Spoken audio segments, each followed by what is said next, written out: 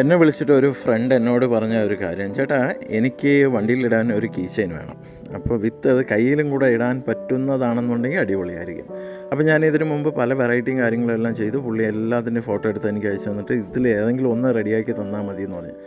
പിന്നെയാണ് എൻ്റെ മനസ്സിൽ പെട്ടെന്ന് ഒരു ആശയം തോന്നി. കാരണം എന്താണെന്ന് വെച്ച് കഴിഞ്ഞാൽ അതെല്ലാം പഴയ ഫാഷൻ, ഇനി പുതിയ ഫാഷൻ കൊടുക്കണ്ടേ. അതുകൊണ്ട് ഞാൻ എന്ത് ചെയ്തു, ഒരു പുതിയ മോഡൽ റെഡിയാക്കി എടുത്തതിന് ശേഷം ആളിന് കൊണ്ടുപോയി കൊടുത്തു. ആൾ ഭയങ്കര ഹാപ്പിയും കാര്യങ്ങളുമായി എന്നോട് ചോദിക്കുകയെല്ലാം ചെയ്തു, ചേട്ടാ നിങ്ങൾ ഇതിനു മുമ്പ് പോസ്റ്റ് ചെയ്തതുപോലെ അല്ലല്ലോ, ഇത് കുറച്ചും കൂടെ വ്യത്യസ്തമാണെന്നല്ലോ എന്ന് പറഞ്ഞു.